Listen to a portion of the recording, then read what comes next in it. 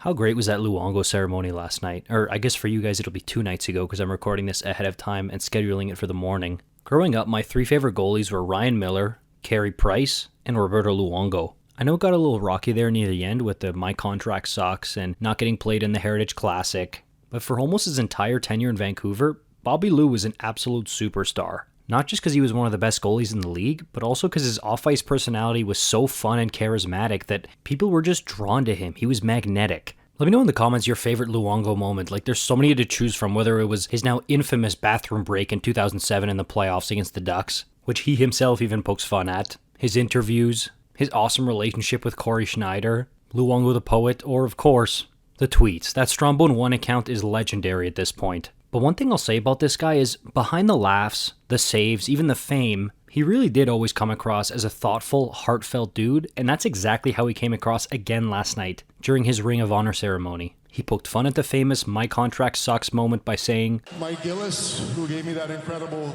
contract.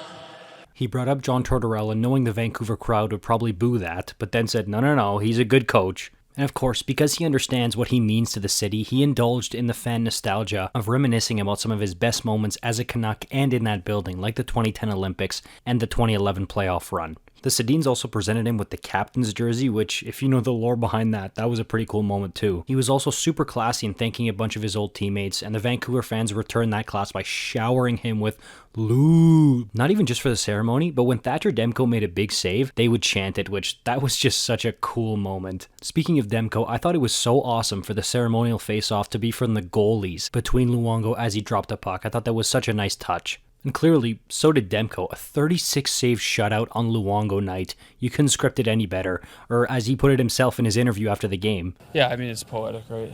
He also said there was something in the air tonight. The stars were bright, Fernando. He didn't say that last part, but he did say there was something in the air. So clearly, the magic from Luongo night extended to the current players, which tells you how special of a night this was. And those murals that the Canucks put up for the Ring of Honor look so cool. I love that it's a picture of the player while they were playing. It looks really sharp, and Luongo's especially looked great. He's in the Panthers organization, but it was really cool to see him kind of give a wink like, hey, guys, I'll always be a Canuck. Don't worry, Florida fans, he'll always be a Panther too. But this was a cool moment for Canucks fans, and for a guy like me who grew up watching Luongo, like he was everywhere on Hockey Night in Canada and TSN in those days. You couldn't escape him, Crosby and Ovechkin. This was a really cool full circle moment in that regard, and I'm glad Canucks fans got to enjoy that. If you want more Canucks content, you know what to do. Like and subscribe. I'll see you in the next one. The last thing I gotta say is, Lou.